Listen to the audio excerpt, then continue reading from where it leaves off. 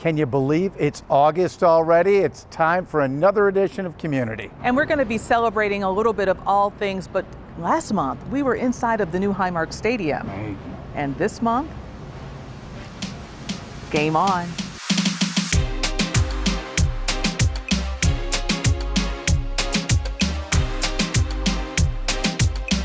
Hi, I'm Pete Gallivan. And I'm Claudine Ewing. Blue-red, that's the scrimmage. The energy inside the new home for the Bills is just simply contagious.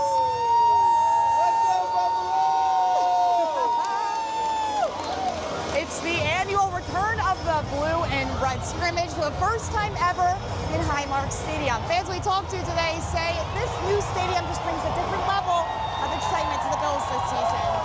Go Bills! Fans have been waiting for this moment for years. I love everything that they're doing outside the gates. It's just amazing.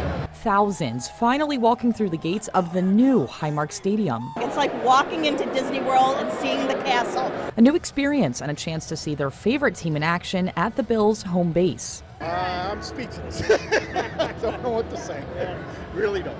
There are many amenities to the more than $2 billion stadium, including the local food vendors, a tailgate section outside the stadium, the world's largest snow melt system, and sensory rooms for fans of all abilities. Crazy. The stadium is totally crazy.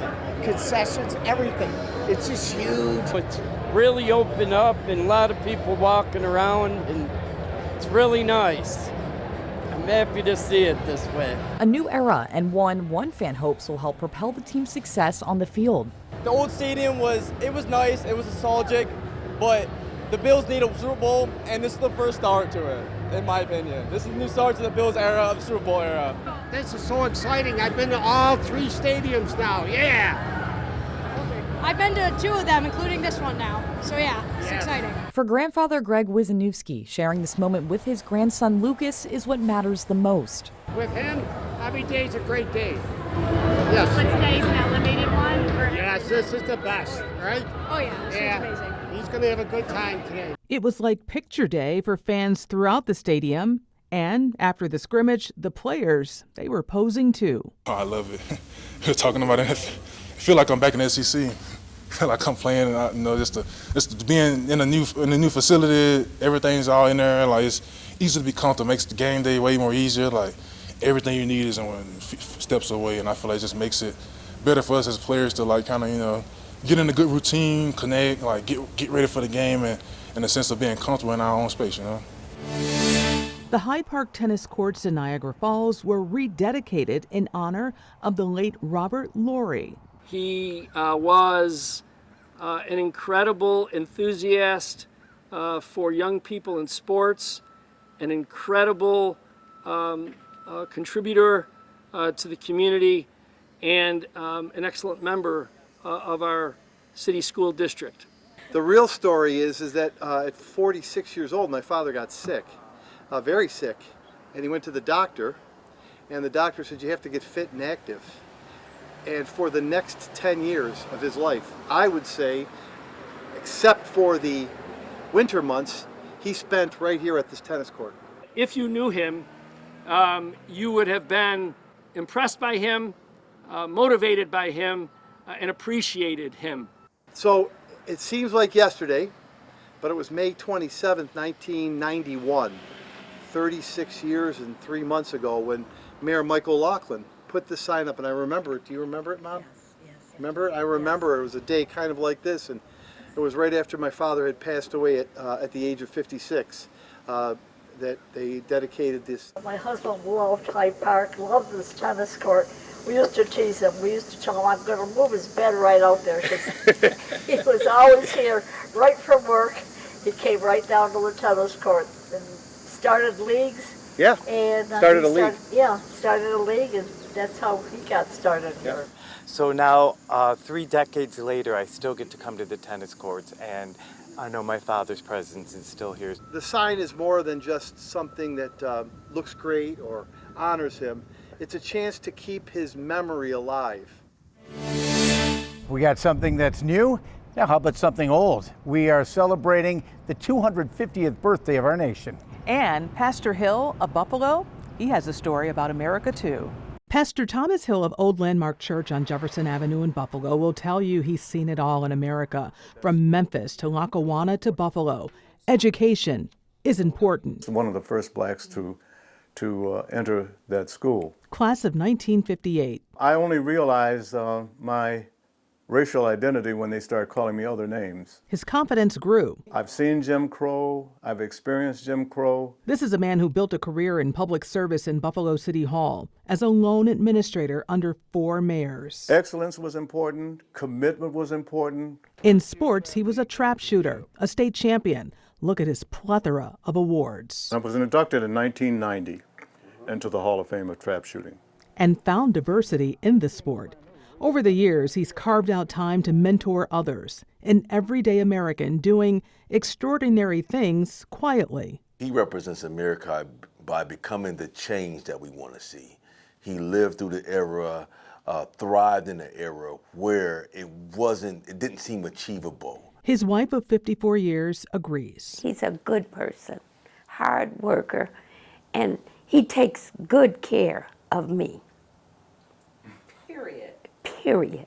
He is the ultimate example of cultivation, of becoming the change that he wanted to see.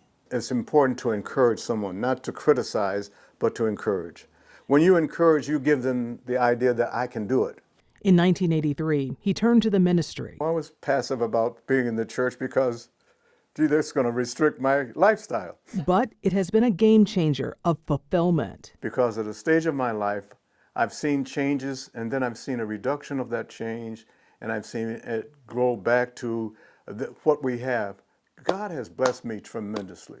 Just as he had a record trap shooting day, 498 shots, he wants to do the same in his current capacity in America. If I could have 498 souls to win today, that would be an accomplishment. That would mean so much to me. And as you heard him say, he made history. Look at this. And who are you? I don't know. Who are you? Pastor Thomas Hill returned to the place that helped shape him into the man he is today. The first man of color at St. Francis High School. Love, hugs, and brotherhood. Welcome home. Pastor Hill, class of 1958, returned to his high school campus, a chance to reconnect and reflect on a journey of perseverance after a campus tour, a stop at the school chapel, and then to the Alumni Hall Theater. Pastor Hill played on the football team. He served as a class officer. He served as an altar boy. A room filled with the 10 of young men listening to a man who broke barriers. There were times when I wanted to leave. And it wasn't the priest, it was some of the children that were privileged. They came from privileged families, and they were taught that some people, you're better than some. And so I formed this mind of mine that I'm going to do my best to be the best person that I could be. And that's what each and every one of you need to do today. Learn how to be the best person. There was a standing ovation.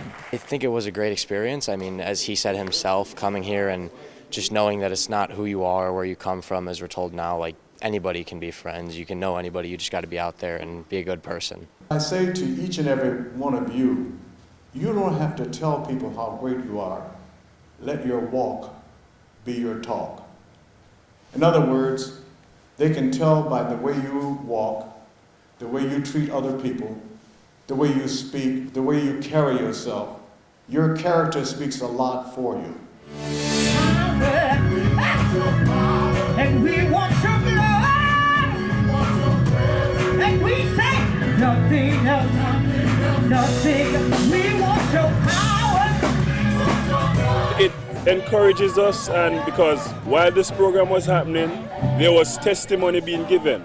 And it's an opportunity just to relax, meet good friends, and to fellowship, and to have a wonderful time. I'm gone. And so it encouraged me to continue to hold on and continue to live. We want your power. Coming up next, a very familiar face with a direct tie to the Declaration of Independence. That's next on CommUNITY.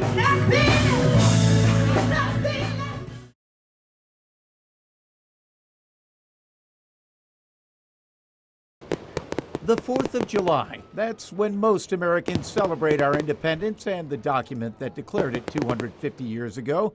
But for the Hall family of Amherst, August 2nd is also a day they celebrate and take pride in. So I'm a descendant of Lyman Hall, who was one of the signers of the Declaration of Independence.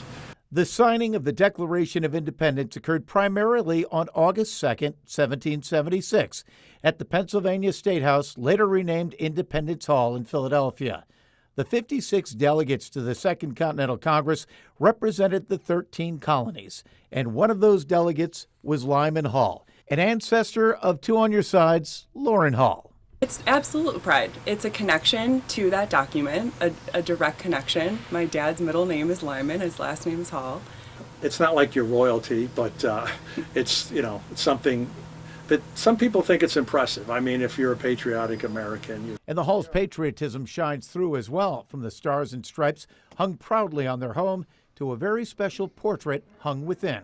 We have a painting, and I think I've showed a few people the painting we have of Lyman Hall.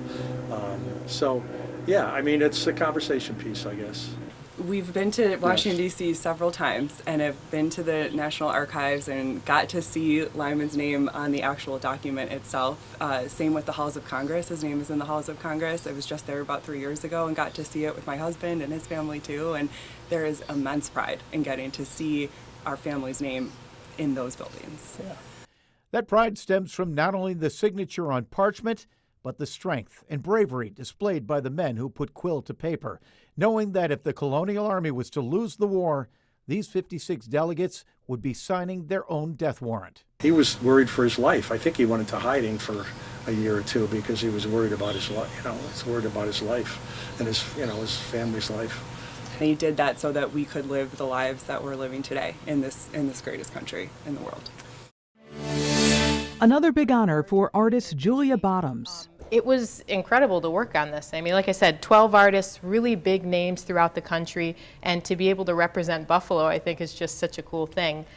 For this project, we wanted to really highlight figures that are well known, like Abigail Adams, but also figures that maybe you don't know as well, like Lemuel Haynes. So it's a pretty cool project. She created portraits of Abigail Adams and Lemuel Haynes, and you can get these stamps. Yeah, they're available right now. So if you wanted to go to the post office and grab a set, they're right there. You would just ask for the Revolutionary Figure set. Bottoms is known for doing murals around Buffalo. I've really been honored to work on things like this where, it's national, and it's kind of like bringing a spotlight to Buffalo and saying, look at what we have here to offer. For this latest project, she sketched out how it could be. The interesting thing with these is that we had some where, like Abigail Adams, we had references that we wanted to stick very closely to, but then for somebody like Lemuel Haynes, there's not a lot of reference material out there to work from. So when the art director, Ethel Kessler, came to me, she kind of told me the only thing that's out there is this black and white etching of him. So to be able to create something that's in black and in color and kind of has this, lively sort of thing to it, just adds to the record of who he was, and I love that. Lemuel Haynes was one of the first ordained African-American ministers in the country, and he was a veteran. Judges and attorneys both agree that a diverse jury leads to fairer justice, and they also say community trust depends on it. Not just diversity of appearance, but diversity of views, of experiences, of ideas. If I'm the one diverse juror in a pool of 100 jurors, I'm not feeling good about that. For 30 years, I tried cases, and typically I would have 30 people in a room. 27, 28 of them were white. And many of my clients were people of color. But even where the criminal defendant is white, a diverse jury pool means that you will get a more robust result. Defense attorneys say it's often the first thing clients see. You start to get a little nervous, and they start to ask me, hey, is that my jury pool? Like, yeah, well, no one's black. And usually my client's black, no one's black. Western New York courts are renewing efforts to diversify jury pools, stressing justice works best when juries reflect the communities they serve. The broader the backgrounds, the more likely you'll have a more thorough deliberation.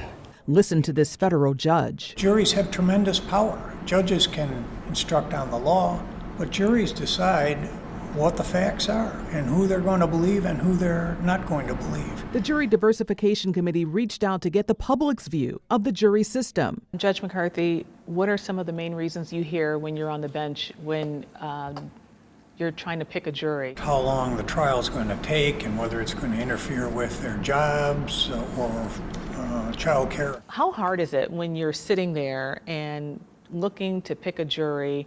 Have you ever walked away saying this needs to be better?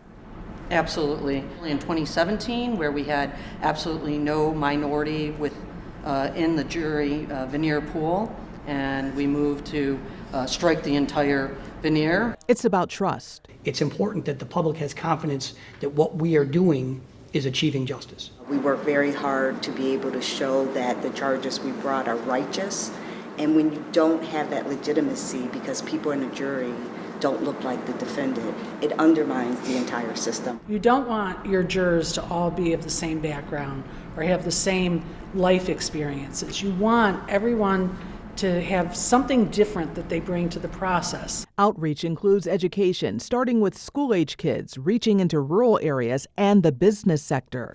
It's not really too much of an inconvenience to serve. Progress is happening. We have a lot of work to do, and it's not something that's going to happen overnight. But we're pleased with what we've been able to accomplish so far. We have made great strides. There is much work to do.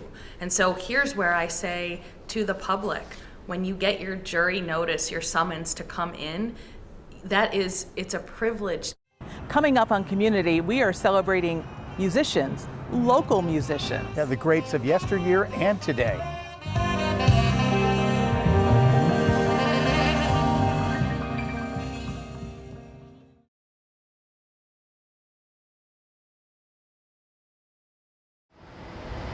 Smile for the camera. For Vic Dana, a trip back home and to the town ballroom brings him full circle. Little different setup now. A lot has changed in here, but do you still get the same spirit and the same feel? Yeah, I do. Vic was born Samuel Mendola Jr. in Buffalo in 1942. And as a boy in Cheektowaga, his parents enrolled him in dance classes to overcome his shyness.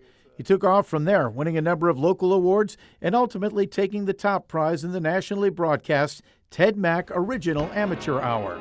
From New York City, Ted Mack and the Original Amateur Hour. But it was when he was 11 that he got his first real taste of showbiz. You guessed it, in this room at what was known then as the Town Casino, when his mom took him to see the great Sammy Davis Jr.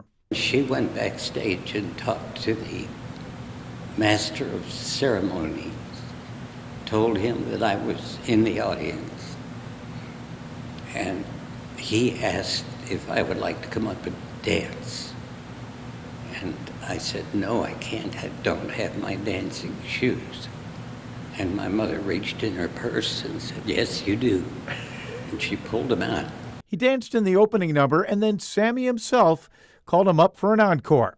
And at the end of the show, he started to talk about me and asked me to come up on stage and have a little tap challenge. And I did, and he would do something, and I would do something, and the audience went crazy. Sammy wanted to make him his protege, but Vic was too young, so instead he talked the whole family into moving to California to pursue a career in show business. And Vic continued to work on his dancing, but also studied singing, and then came his big break when he was picked as the lead singer for the chart-topping group, the Fleetwoods. That was the career starter. Little altar boy. And it was just the start. Vic Dana put together a string of his own hit singles as a solo act through the 60s. My first hit record, Little Altar Boy. He also appeared in a number of motion pictures and television shows, ultimately retiring in 1990 to sell cars in his now hometown of Paducah, Kentucky. It's an honor to have you up here, Vic. Congratulations. So when his call to the hall came, Vic says it was out of the blue. To think that people here still have some memory of me and the fact that I was born here is kind of special.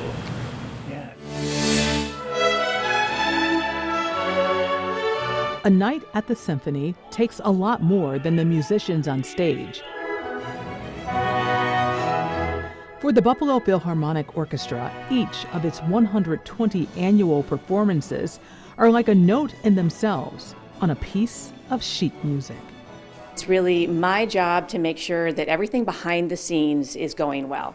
And the executive director is like the conductor, making sure every note is played on time and according to plan. After 22 years, Daniel Hart is passing the baton to Jennifer Barbie. I am beyond excited. It is my greatest professional and personal privilege. Barbie is no stranger to the stage, with more than 25 years of experience in orchestra administration. The last 15 at the BPO in roles like Chief Development Officer and most recently Associate Executive Director, working hand in hand with her outgoing boss and mentor. Now, Barbie and longtime music director Joanne Falletta will work as the orchestra's featured duo. They've already gotten lots of practice together.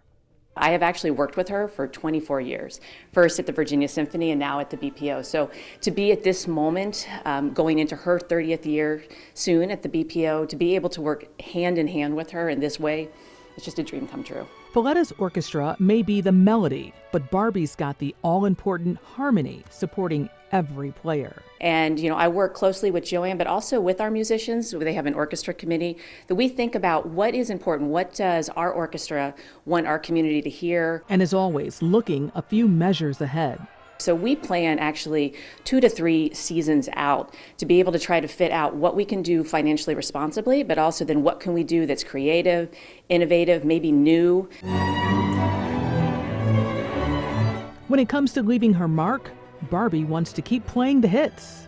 We want to have fun on the stage doing classical music. We do rock shows, pop shows, family shows. And write new ones. I think we always have to be thinking about moving forward. It's a new generation, both on the stage, behind the scenes, in our community. There's multiple generations who are all looking to experience this amazing art form, but in different ways. So we're always looking to do something inventive, different, as well as honoring our past.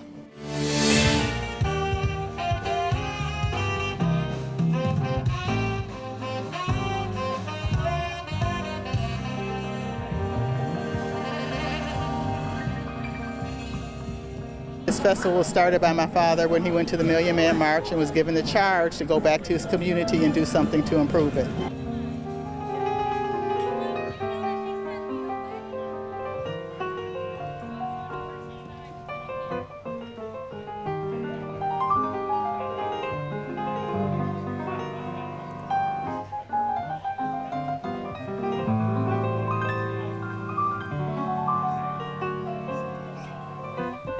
So 31 years later, we are committed to making sure his legacy and commitment to this beautiful music continues in the community where it's accessible to all.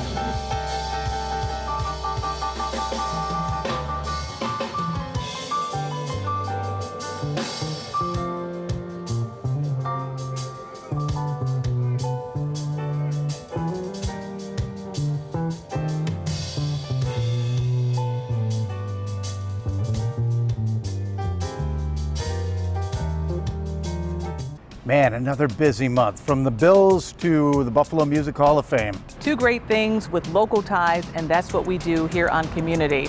And just think, the Bills are ready to play ball through the fall. And the next time we speak to you, they'll be in the thick of the season. We'll see you in September on Community.